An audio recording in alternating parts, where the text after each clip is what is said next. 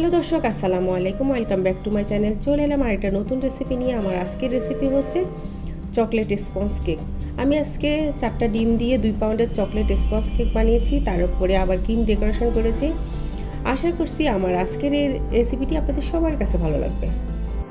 Chocolate sponge cake তৈরি করার জন্য আমি এখানে 4টা ডিমের সাদা অংশ এবং কুসুমটা আলাদা করে নিয়েছি। তো এখন আমি ডিমের সাদা অংশটাকে ইলেকট্রিক বিটারের সাহায্যে ফোম করে নিচ্ছি।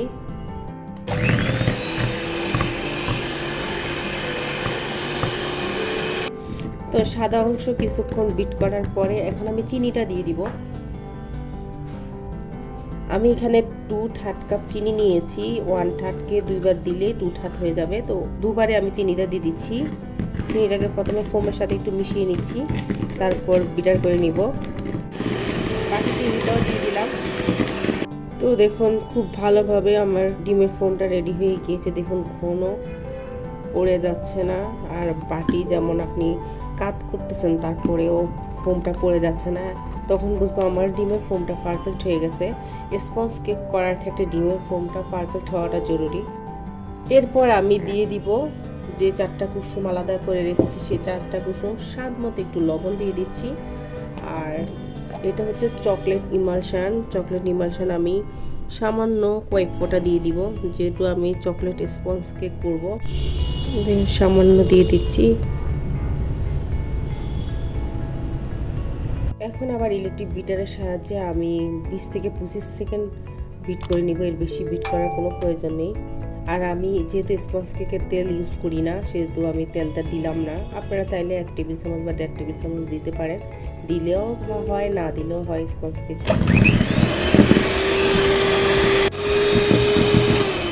এখন আমি শুকনো উপকরণগুলো দিয়ে দিব। শুকনো উপকরণগুলো চেলে নেওয়ার জন্য প্রথমে একটা বাটির উপরে একটা ছাঁকনি নিয়েছি, দিয়ে দিচ্ছি 1 কাপ ময়দা, উঁচু করে 1 টেবিল চামচ কোকো পাউডার, 1 চামচ বেকিং পাউডার। তো আমি এখন চেলে নিচ্ছি শুকনো উপকরণগুলো, খুব ভালোভাবে মিশিয়ে দিচ্ছি। আমি অফ ক্যামেরায় আরও 2-3 বার এটা চেলে নিব, তারপর এখানে দিয়ে দিব। এটা যত বেশি আপনারা চেলে নেবেন তত কেকটা সফট হবে, স্পঞ্জি হবে। তো আমি আরও অফ ক্যামেরায় 2 বার চেলে নিয়ে তারপর ঢেলে দিব। তো আমি এখন শুকনো উপকরণগুলো ফোমের সাথে দিয়ে দিচ্ছি, আবারও চেলে নিচ্ছি।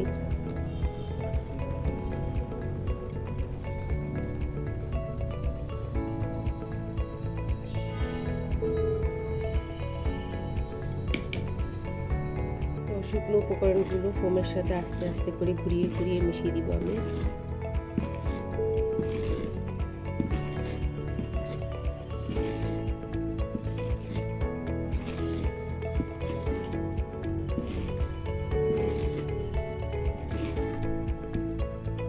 মেশানো হয়ে গিয়েছে। তো এখানে আমি একটা কেকের মোল্ড নিয়েছি লাভ শেপের, তো ভিতরে তেল ব্রাশ করে নিয়েছি। তো আমি এখন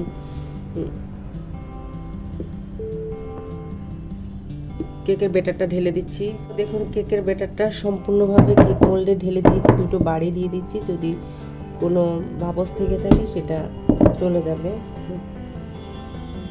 আর একটু উপরের সাইডটা একটু ঘুরিয়ে দিচ্ছি, এতে করে যদি বাবস থাকে সেটাও চলে যাবে। তো এখন আমি কেকটাকে বেক করে নিব। আপনারা চাইলে ওভেনেও বেক করতে পারেন। আমি আজকে চুলায় বেক করে নিব। ওভেনে করলে 180 ডিগ্রি সেন্টিগ্রেড তাপমাত্রায় আপনারা 30 থেকে 35 মিনিট রাখলে কেকটা হয়ে যাবে। তো আমি আজকে চুলায় চলে যাচ্ছি। তো দেখুন চুলায় একটা প্যান বসিয়েছি, প্যানের ভিতরে একটা ঢাকনা দিয়ে চুলাটাকে 5 মিনিট গরম করে নিয়েছি।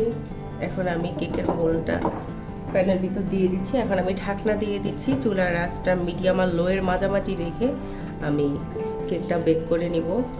তো 35 মিনিট পরে দেখুন আমার কেকটা হয়ে গিয়েছে। আমি এখন ঢাকনাটা সরিয়ে নিচ্ছি। কেকটা কতটা স্পঞ্জি আর কতটা ফুলেছে দেখুন। তো এখন আমি কেকটাকে নামিয়ে, দেখুন অনেক সফট কেকটা। তো কেকটাকে নামিয়ে প্রথমে ঠান্ডা করে নিব। উপরে একটা পলিথিন দিয়ে দিব কেকের উপরে, যেন কেকটা নরম থাকে। তো দেখুন আমি কেকটা আনবোল্ড করে নিয়েছি। কেকটা কতটা সফট, স্পঞ্জের মতো। হ্যালো দর্শক, আসসালামু আলাইকুম। Welcome back to my channel. চলে এলাম আর একটা নতুন রেসিপি নিয়ে। আমার আজকের রেসিপি হচ্ছে চকলেট স্পঞ্জ কেক। আমি আজকে 4টা ডিম দিয়ে 2 পাউন্ডের এই স্পঞ্জ কেকটা বানিয়েছি। দেখুন কেকটা কতটা স্পঞ্জি, কতটা সফট। আশা করছি আমার আজকের এই কেকের রেসিপিটি আপনাদের সবার কাছে ভালো লাগবে। তো কেকটাকে আমি মোল্ড আউট করে নিয়েছি। কেকটা কিন্তু ঠান্ডা হয়ে গিয়েছে এবং খুবই সফট। এই কেকটাকে আমি 3টি ভাগে ভাগ করে নিব। তো আমি একটা বার্থডে কেক বানাবো, ক্রিম সেট করব। তো আমি 3টি ভাগে ভাগ করে নিচ্ছি কেকটা। আপনারা চাইলে 2টো ভাগেও ভাগ করে নিতে পারেন, কোনো সমস্যা নেই। দেখুন কতটা স্পঞ্জি এই কেকটা। তো দেখুন কেকটাকে আমি 3টি ভাগে ভাগ করে নিয়েছি। দেখুন কতটা স্পঞ্জি এই কেকটা।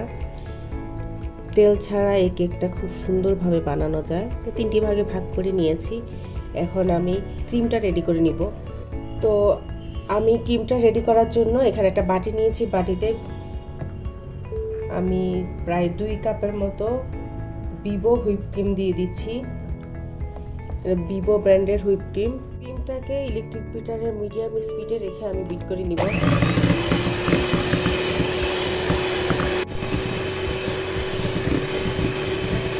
ইলেকট্রিক বিটারে মিডিয়াম স্পিডে রেখে আমি বিট করে নিচ্ছি। তো কিছুক্ষণ বিট করার পরে আমি এখন কনডেন্স মিল্ক দিয়ে দিচ্ছি। আমি এখানে 1/3 কাপ কনডেন্স মিল্ক দিয়ে দিব।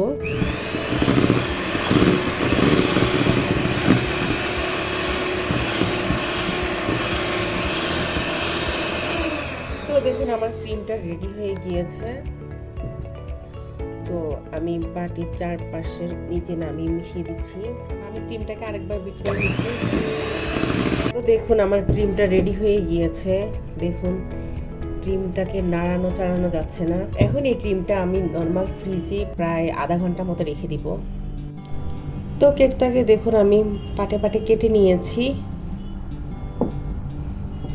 তো এখানে একটা কেক বোর্ড নিয়েছি, নিয়ে বোর্ডের উপর একটু ক্রিম লাগিয়ে দিচ্ছি কেকটা সেট হওয়ার জন্য। তারপর কেকের একটা পার্ট দিয়ে এখন আমি সুগার সিরাপ দিয়ে দিব। এখানে চিনি আর পানি আমি মিশিয়ে নিয়েছি।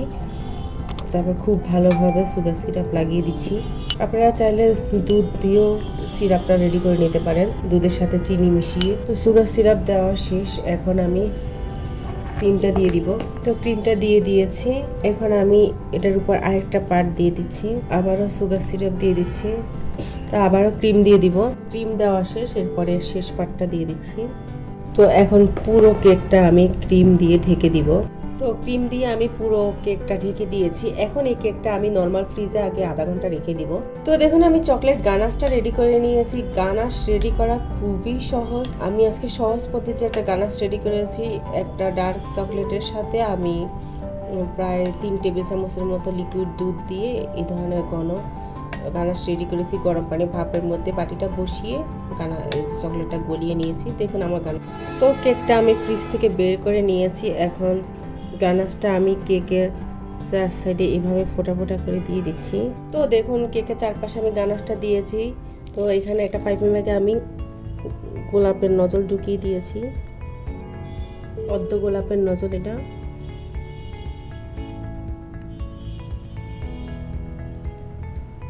দেখুন আমি মাঝখানে গানাশটা দিয়ে দিয়েছি। এখন আমি কেকটা আবার একটু ফ্রিজে রাখবো গানাশটা শক্ত হওয়া পর্যন্ত। তো দেখুন কেকটাকে আমি ফ্রিজ থেকে বের করে নিয়েছি। তো এখানে আমি আবার স্টার নজল নিয়েছি। আমি হুইপ ক্রিমের সাথে একটু যে গানাশটা আছে সেই গানাশটা দিয়ে আমি মিশিয়ে নিয়েছি। দিয়ে এখন নিচে কয়েকটা স্টার দিয়ে দিব। আপনারা চাইলে এখানে কালার ইউজ করতে পারবেন। আসলে আমি কালারটা খুব কমই ইউজ করি, যেহেতু বাসায় বানিয়ে খাবো।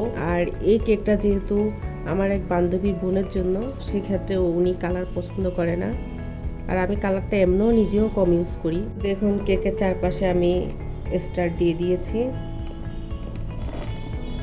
চকলেট গানাশ দিয়ে স্টারটা দিয়েছি। দেখতে কেকটা অনেকটা লোভনীয় লাগছে। তো যদি কালার ইউজ করতাম তাহলে আর একটু বেটার লাগতো। তো যেহেতু আমি কালার ইউজ করি না, সেক্ষেত্রে আমি ভ্যানিলা আর চকলেট কিংবা বিটরুটের যে রঙটা থাকে লাল রং, সেটা দিয়ে আমি কেক ডিজাইন করে থাকি। তো আমি রোজের পাশাপাশি কয়েকটা স্টার দিয়ে দিচ্ছি। তো আমার আজকের এই বার্থডে কেকের রেসিপিটি আপনাদের কাছে কেমন লেগেছে?